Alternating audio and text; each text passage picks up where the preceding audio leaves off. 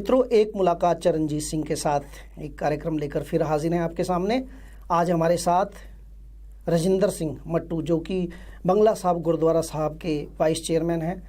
Vice chairman आप जानते हैं, एक कमेटी होती है जिसको संभालना होता है पूरा का पूरा गुरुद्वारा साहब।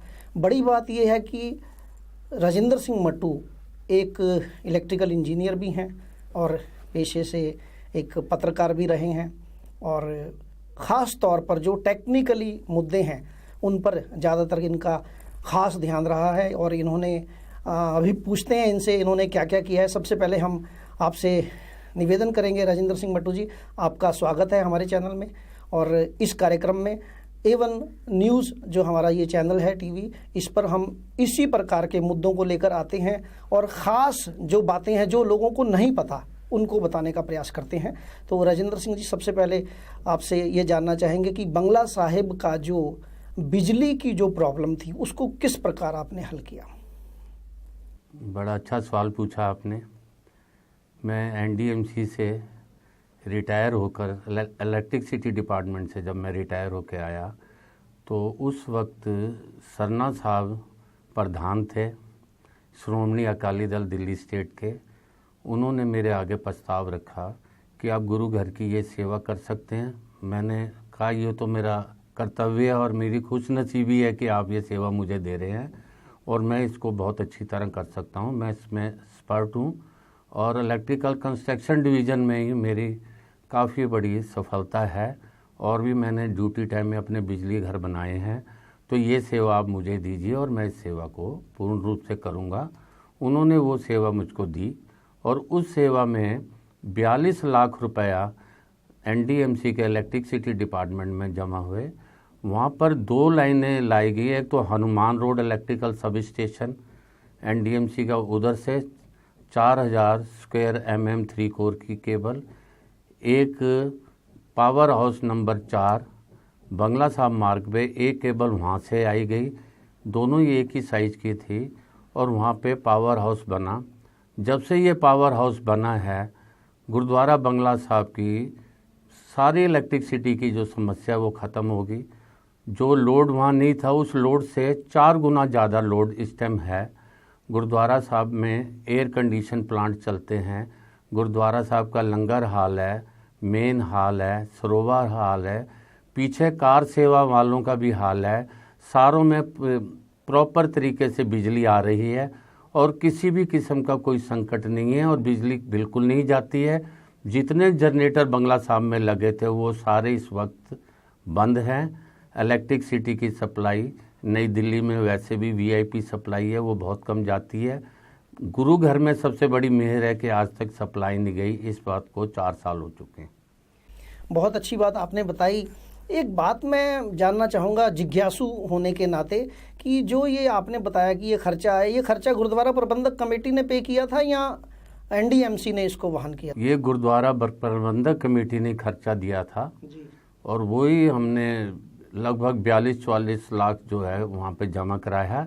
और इसमें जैसे ये एक कहावत है कि पावर हाउस लगाओ कोई लोड लो तो रिश्वत देनी पड़ती है।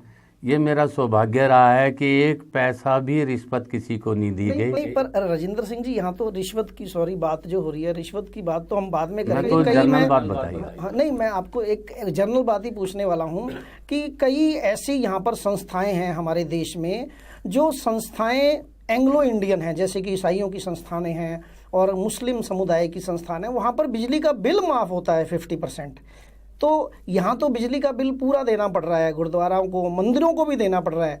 लेकिन जो एंग्लो इंडियन संस्थाएं हैं, इंटरनेशनल कह लें उनको, क्रिश्चियंस की संस्थाएं हैं या मुस्लिम समुदाय की संस्थाएं, वहाँ पर 50% बिल माफ़ होता है। तो क्या इस प्रकार का प्रयास भी किया जा सकता है? बंगला साहब एक ऐसा गुरुद्वारा साहब है जो पूरे देश में रहने वाले लोगों के लिए आकर्षण का केंद्र है। क्या ऐसा कुछ प्रयास किया जा सकता है कि यहाँ का बिजली का बिल भी 50% माफ़ हो जाए? देखिए, इस बारे में मैं आपको बिल्कुल एक स्पष्ट नीति जो नई दिल्ली नगर पालिका परिषद NDMC की रही है, जितने भी धार्मिक स्थान हैं उन पे जितने भी बिजली के इक्विपमेंट लगे हैं या सप्लाई आती है, वहाँ पर जितनी भी कंजम्पशन है उसका कमर्शियल रेट ना लेके उसको डोमेस्टिक रेट पे लिया जाता है, जो कि पहले से बिल्कुल आधा है। उसमें किसी भी धर्म के धार्मिक स्थान है, सबके लिए एक ही पॉलिसी है गवर्नमेंट ऑफ इंडिया की। ये लेकिन मैंने कुछ शायद हो सकता है फिर मेरे को कुछ गलत फहमी हुई हो, लेकिन ऐसा होना मुमकिन नहीं है, क्योंकि मैंने भी आरटीआई डाली थी तो उसमें जो जितनी भी एंग्लो इंडियन संस्थाएं हैं जो इंटरनेशनल होती हैं उनको 50% बिजली का बिल माफ़ होता है। इस विषय में मैं आपको बताना चाहता हूँ कि गोल्डा खाने में कैथोलिक चर्च है, जी जी जी, जो मीटर से बिल उनके लिए जाते हैं वही बंगला साहब गुरुद्वारे से लिए जाते हैं। Okay okay. तो इसमें किसी प्रकार को कोई डिफरेंस नहीं है, क्योंकि मैं एनडीएमसी का इंजीनियर रह चुका हूं, तो इस चीज़ की मुझे नॉलेज है जो मैं आपको बता रहा हूं। अच्छा, एक और ख़ास बात जो हम जानना चाहेंगे कि उसमें भी आपने काफ़ी काम किया, जो सीवर की एक प्रॉब्लम बहुत बड़ी थी बंगला साहब गुरुद्वारा साहब में, तो उस प्रॉब्लम को भी आपने हैंडल करने का प्रयास किया, उसके बारे में भी बताएं।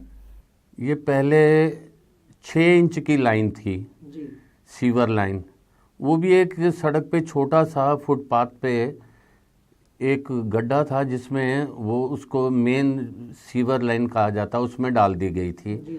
तो वो बैकफीड होके आते YWCA का वहाँ साथ ही बिल्कुल ज्वाइनिंग वाल है बंगला साहब गुरुद्वारे के साथ, तो उधर से वो भी ओवरफ्लो हो जाते थे, इधर से भी होता था, तो वो सारा जितना भी पानी था 2-2 फुट बंगला साहब गुरुद्वारे में आ जाया करता था बरसात के सीजन में। ये सेवा मुझे इस श्रोमणी अकाली दल बादल साहब ग्रुप की तरफ से मिली जी। और निष्काम सेवा थी, और मैंने बड़े तन मन धन से उसको जितना मैं कर सकता था किया। उसमें 4.5 लाख रुपए का खर्चा आया। बंगला साहब गुरुद्वारे के अंदर से लाइन 1.5 फुट की लाइन 3 गुना मोटी जी लाइन लेके उसको अशोका रोड में जो मेन लाइन जा रही है सीवर की, VIP लाइन जिसको बोला जाता है, उसमें मैंने उसको कनेक्ट कराया। वो भी आज 2 साल हो गए हैं। वाहिगुरु की कृपा है कि कभी भी सीवर लाइन ना ओवरफ्लो हुई, ना पानी जमा हुआ। आज भी आप जाके देख सकते हैं, रात से इतनी बारिश थी लेकिन कुछ नहीं हुआ उसमें। बड़ी बात राजेंद्र सिंह जी ये है कि दोनों ही गुटों के साथ आपने काम किया। आपने परमजीत सिंह सरना जी के साथ भी काम किया और मनजीत सिंह जी के साथ भी आप काम कर रहे हैं, तो आपको इन दोनों के काम करने में क्या फ़र्क नज़र आया? देखिए, फ़र्क इसमें मैं ज़्यादा इन्वॉल्व नहीं हुआ। मेरा काम है गुरुद्वारे में सेवा करना।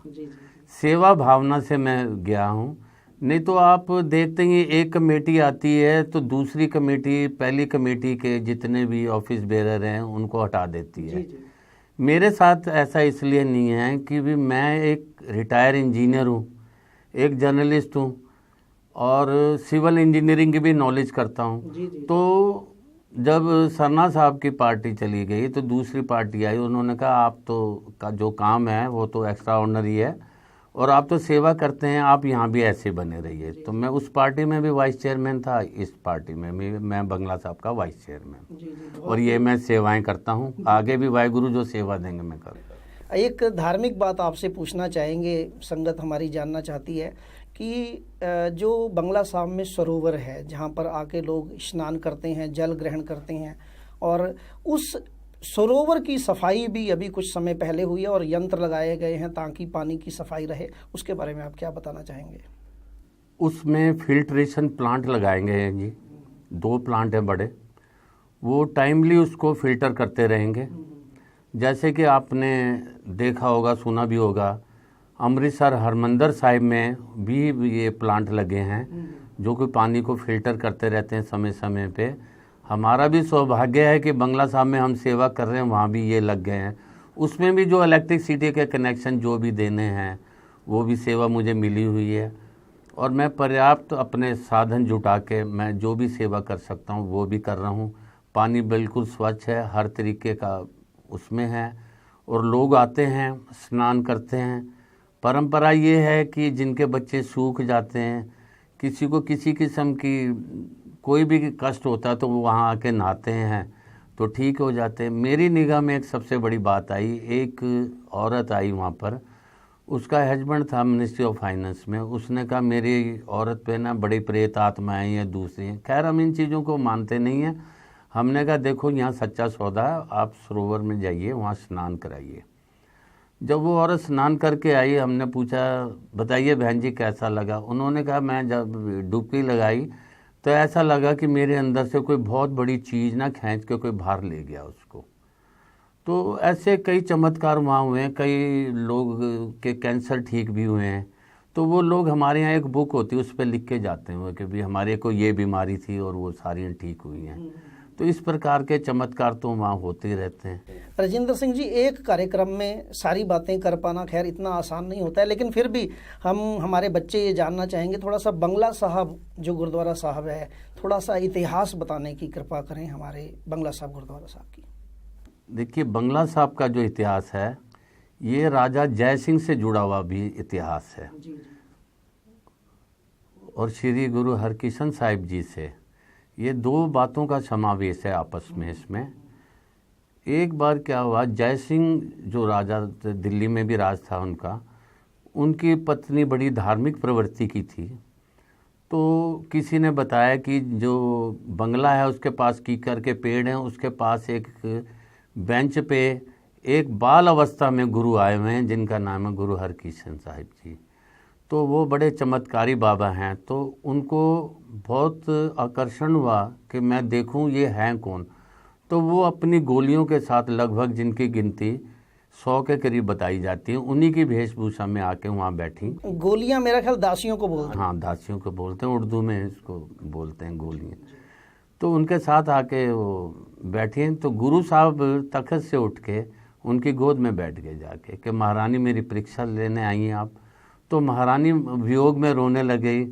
तो कहने नहीं, आप एक सच्चे रब के आप दूत हैं, मुझे बहुत अच्छा लगा। तो उन्होंने राजा जय सिंह जी को कहा कि ये बहुत करने वाले संत गुरु हैं। ये जो बंगला है आरामगाह है हमारी जंगल के अंदर। उस वक्त वहाँ जंगल हुआ करता था जो कि इतिहास बताता है। तो वहाँ आकर उन्होंने कहा कि ये बंगला जो है ना इनको दिया जाए, ये गुरु साहब बहुत करने वाले हैं। तो उसी वक्त दिल्ली में चेचक फैली हुई थी। तो गुरु साहब ने परमपिता परमेश्वर के आगे अरदास लगाई कि हे परमपिता परमेश्वर, ये दिल्ली वासियों से जो चेचक है इनसे ख़त्म हो जाए। उनकी अरदास सुनी गई। उस वक्त का इतिहास बताता है कि उनके पूर्ण चेहरे से लेकर पूरे शरीर में चेचक के दाग आ गए थे। फिर उन्होंने क्या करा कि वहीं पे अपना अंगूठा लगाया जिसमें से बूंद बूंद करके अमृत जल आने लगा कि जो इस अमृत जल को ग्रहण करेगा उसके सब दुख दूर होंगे, बीमारी भी दूर होगी।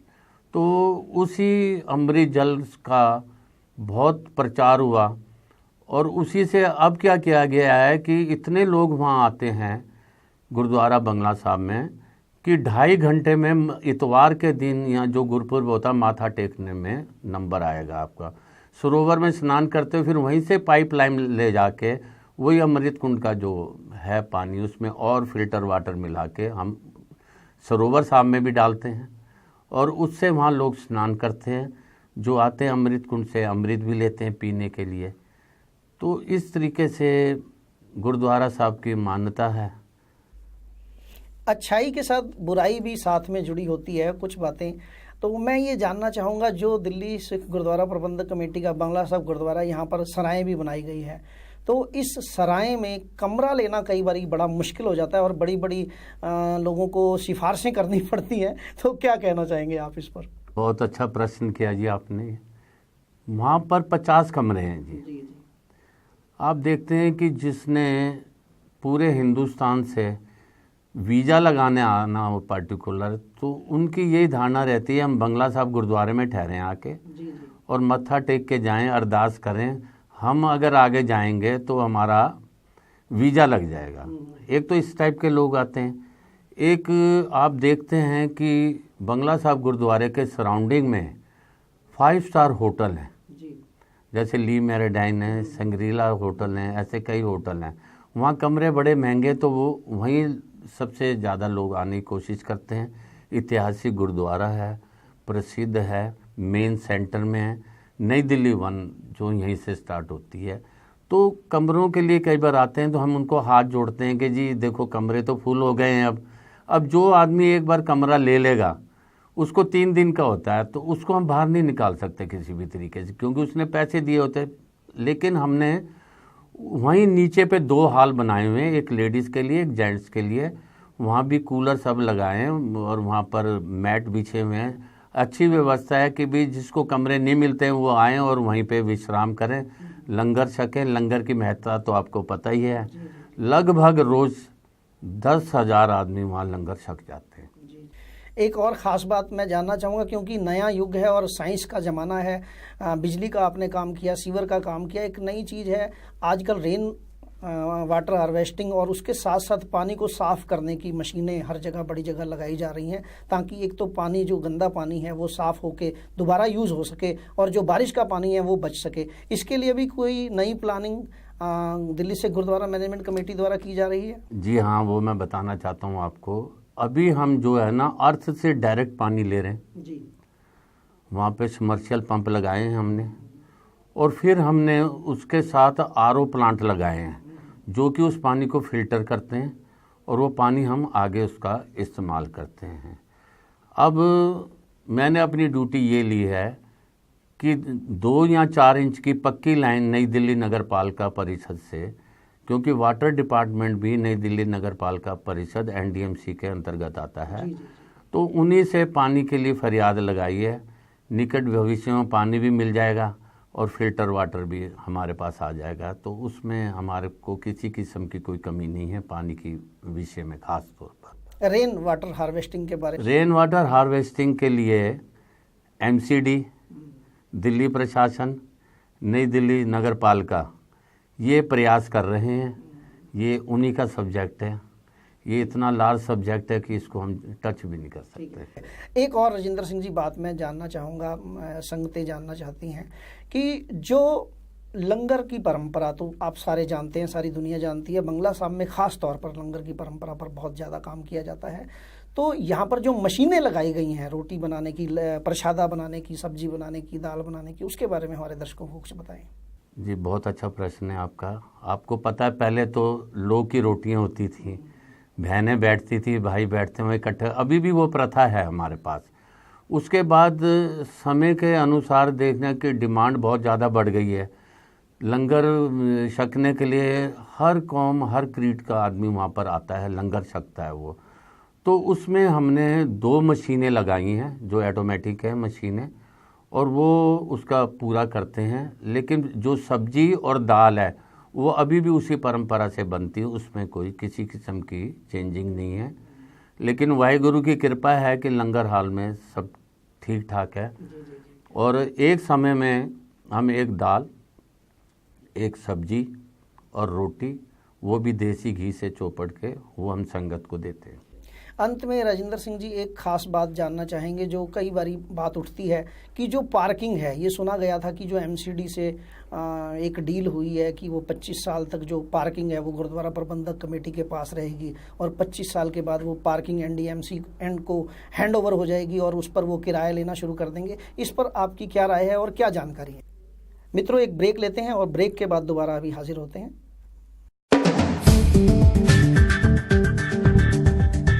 एक बार फिर स्वागत है। ब्रेक के बाद हम फिर हाजिर हैं आपके सामने। बंगला साहब गुरुद्वारा साहब की बात हो रही थी, तो भाई राजेंद्र सिंह जी, जो बंगला साहब गुरुद्वारा की जो पार्किंग है, जिस पार्किंग पर ये बात कही जा रही थी कि 25 साल बाद ये जो पार्किंग है ये एनडीएमसी को दोबारा हैंडओवर हो जाएगी और वो किराया लेना शुरू कर देंगे, इस पर क्या विवाद है और क्या इसकी भ्रांति है और क्या सही जानकारी है?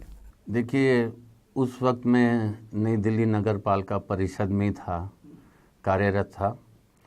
इसमें सबसे बड़ी बात यह है कि सिखों का एक अपना खास स्टाइल होता है। आप देखिए, इस गुरुद्वारे के आगे से जय सिंह रोड निकलता था। पीछे आप इतिहास में जाएं 45 साल पहले, तो यहाँ से तांगे चला करते थे। जी। वो सिखों ने मांग की, उस टाइम श्री चंद छावड़ा होते थे प्रेसिडेंट एनडीएमसी के, तो उनसे प्रार्थना की गई कि भी हम ऐसा करना चाहते हैं। तो उन्होंने कहा ठीक है, ये रोड तो ऐसे ही चल रहा है, तो किसी तरह से नेगोशिएशन हुई गुरुद्वारा प्रबंधक कमेटी की और एनडीएमसी की, वो रोड बंद कर दिया गया। और वहाँ पे आपने देखा कि आजकल जो उस रोड को बंद किया है वहाँ पार्किंग है। तो ये मैं पीछे आपको इतिहास बता रहा था। अब पार्किंग की बात है, पार्किंग हमने बनानी ज़रूर थी। इसमें श्रीमती शीला दीक्षित जो थी उनका भी रोल था, मुख्यमंत्री थी पूर्व में दिल्ली की।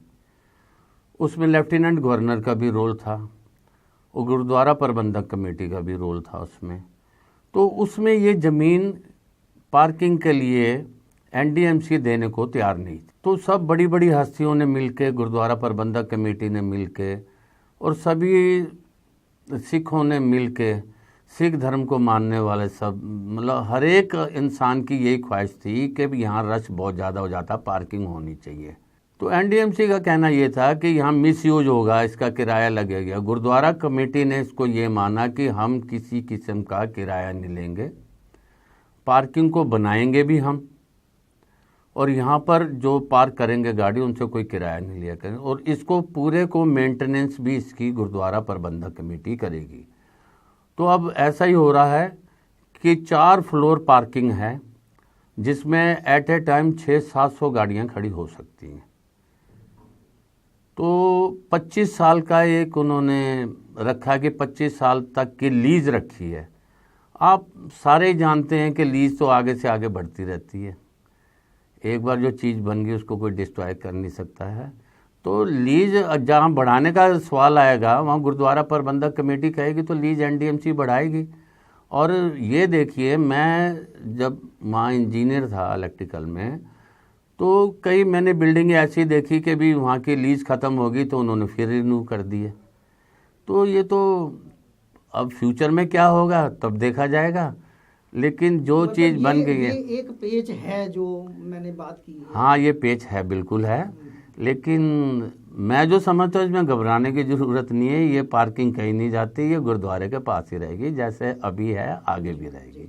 मित्रों, हमारा ये जो कार्यक्रम एक मुलाकात चरणजीत सिंह के साथ, अब हम इसको यहीं पर समाप्त करते हैं। इस प्रकार की खास जानकारी वाली बातें हम आपको लगातार बताते रहेंगे। और भाई राजिंदर सिंह जी मट्टू जी, जो कि इस समय वाइस चेयरमैन हैं दिल्ली श्री गुरुद्वारा प्रबंधक कमेटी के गुरुद्वारा बंगला साहब में, तो हम इनका स्वागत करते हैं और इनका धन्यवाद करते हैं कि इन्होंने अपना कीमती समय हमें दिया। आपका बहुत बहुत धन्यवाद। नमस्कार। धन्यवाद।